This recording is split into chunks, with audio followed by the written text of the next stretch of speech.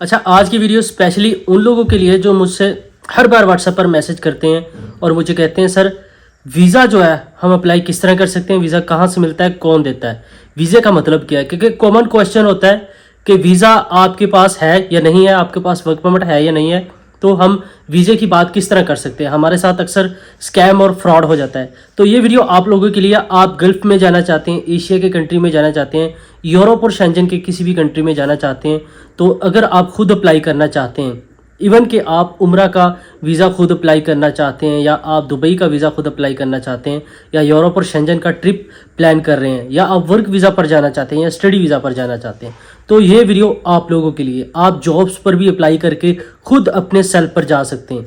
इसमें मेल और फीमेल दोनों, डिग्री या डिप्लोमा नहीं है, लैंग्वेज का कोई बैरियर नहीं होता।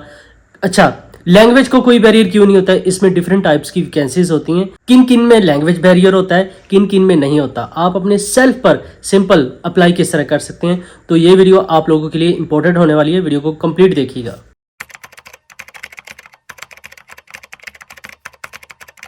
अस्सलाम वालेकुम एवरीवन, कैसे हैं आप? उम्मीद करता हूँ सब खैरियत से होंगे, खुशबाश होंगे। अल्लाह पाक आपकी ज़िंदगी में ढेरों खुशियां अता फरमाए और अल्लाह पाक आपको सेहत से भरी लंबी ज़िंदगी अता फरमाए, आमीन। इसी दुआ के साथ आज के व्लॉग का करते हैं आगाज़।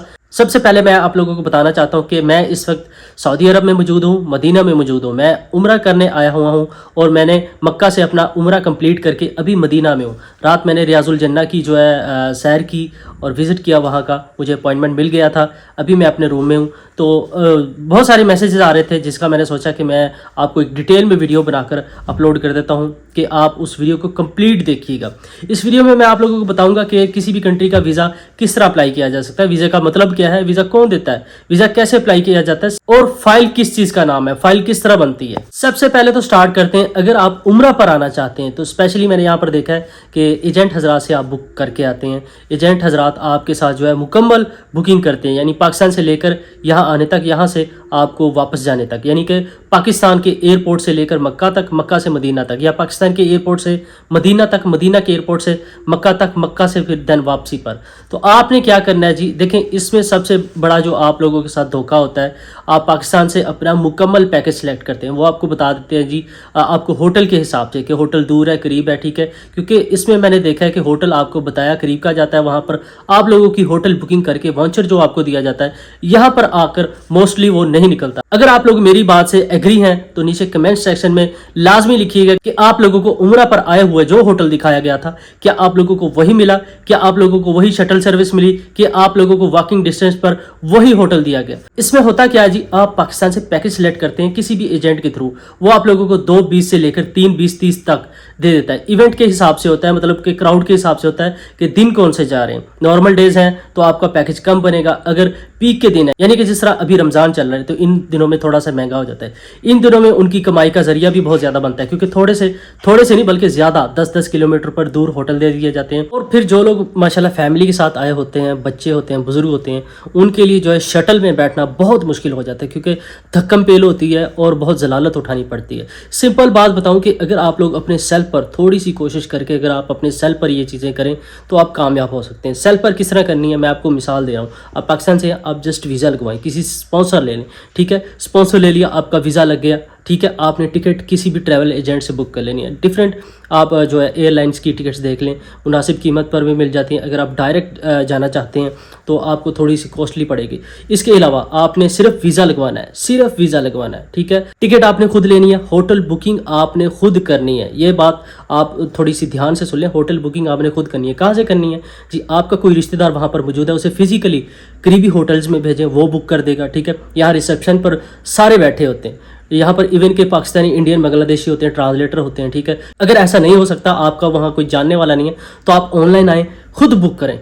booking.com है और भी बहुत सारी ऐसी वेबसाइट है, वहाँ पर जाकर आप उनके रेट्स चेक करें, ठीक है। आप उन्हें जो है 30%, 40% या 50% पेमेंट करें, बाकी 100% यहाँ पर आकर करें। होटल बुक हो गया तो आपने करीब करीब होटल बुक करना है। ये सारा जो मामला आपका सॉल्व हो जाएगा। जबकि आप एजेंट हजरात के थ्रू आते हैं, वो आपको बताते कुछ हो रहा है, निकलता कुछ हो रहा है। जब तक आप अपने सेल्फ पर अप्लाई नहीं करना सीखेंगे तो आप लोगों के साथ इसी तरह होगा, तो आप लोगों से फायदा उठाया जाएगा। ये तो हो गया विजिट वीजा। अगर आप किसी भी जगह पर जाते हैं, अपनी फाइल प्रोसेस करते हैं, पासपोर्ट, सारी चीजें आपके पास होती हैं। अगर आप वर्क वीजा लेना चाहते हैं तो आप बजाय एजेंट के डायरेक्ट उन एजेंसियों से बात करें। यहाँ पर मैंने हरम पाक में मदीने के जो है ना अंदर देखा है कि यहाँ पर जो है हाउस कीपिंग के बहुत सारे लड़के जॉब्स करते हैं, सैलरी भी अच्छी है, उनको टिप्स वगैरह भी अच्छी मिल जाती है। सैलरी तो कम होती है लेकिन उनका डिपेंड करता है कि उनको टिप्स ज़्यादा मिलती है। अच्छा, इसमें करते क्या, वो डायरेक्ट एजेंसी से जो है जाकर लेते हैं, क्योंकि गल्फ कंट्री के रजिस्टर्ड जो सेमी गवर्नमेंट की एजेंसीज होती हैं वहीं से मिलते हैं। आपकी एजेंट के बजाय आप वो एजेंसी फाइंड करें, ठीक है।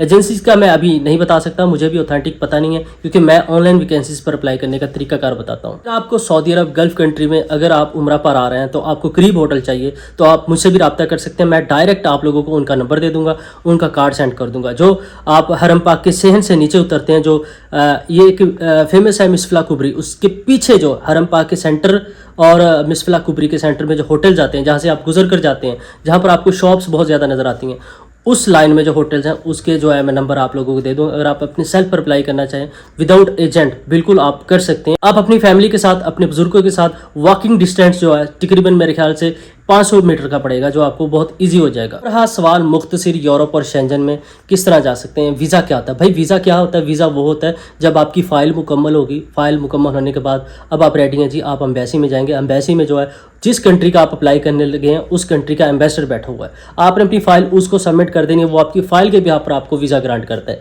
ना कि एजेंट आप लोगों को वीज़ा ग्रांट करते हैं। आप लोग अपने फाइल, अपने पासपोर्ट एजेंट हज़रात को दे देते हैं, क्योंकि पासपोर्ट जिसके पास होता है वो वीज़ा कभी भी नहीं लगवा सकता। क्योंकि जब आप लोग पासपोर्ट किसी थर्ड पर्सन को जमा करवा देते हैं तो आप ब्लैकमेल होते हैं। वो आपसे पासपोर्ट ले लेता है, आपको बोल रहा था जी आपका वीज़ा लग गया, पेमेंट करें। और बाज़ औक़ात सम टाइम इस तरह होता है कि आप लोगों को फेक वीज़ा चिस्पा करके दे दिया जाता है। आपने पासपोर्ट अपने पास रखना है, अपने सेल पर अप्लाई करना है। फाइल प्रोसेस क्या होती है यार, हर कंट्री के लिए एक ही फाइल चलती है। इसमें पासपोर्ट होता है, FRC होती है, MRC होती है, आपके डॉक्यूमेंट्स स्पॉट्स होते हैं। अगर आपके प्रॉपर्टी के डॉक्यूमेंट्स है, गाड़ी है, आपकी मुकम्मल यानी बिजनेस है, अगर आप जॉब कर रहे हैं तो आपने वहाँ से NOC लेनी है, सैलरी स्लिप लगानी है, बैंक स्टेटमेंट लगानी है, अकाउंट मेंटेनेंस आपने जो है मुकम्मल डॉक्यूमेंटेशन दिखानी है।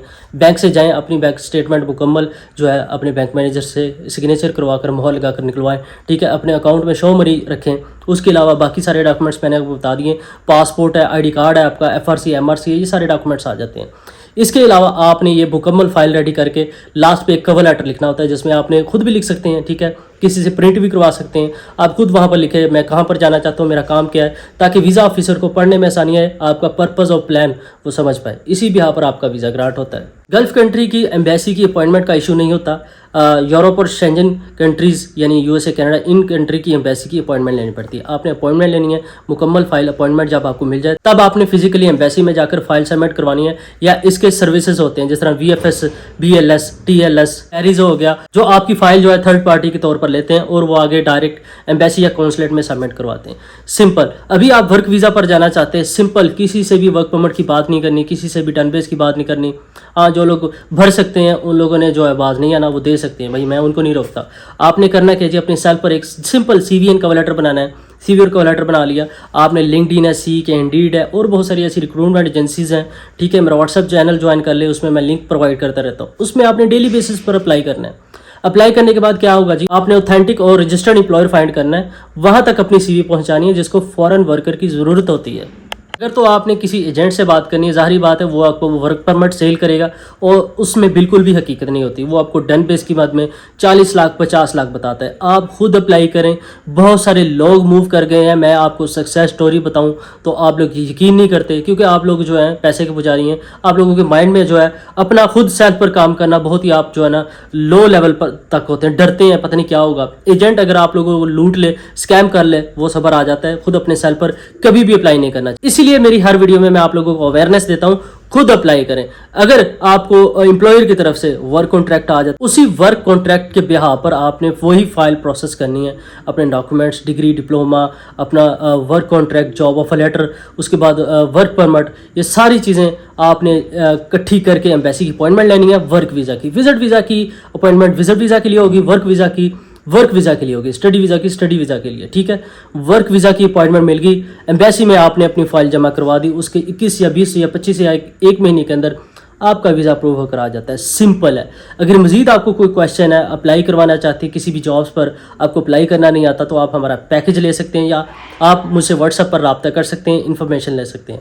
कॉल पर डायरेक्ट बात करना चाहते हैं तो कॉल अपॉइंटमेंट बुक करवा सकते हैं। उसके लिए आप मेरे व्हाट्सएप नंबर पर रब्ता करेंगे। कॉल अपॉइंटमेंट का तरीकाकार बता दिया जाएगा, था तरीकाकार जो मैंने आपको शॉर्ट और मुख्तसर बताया।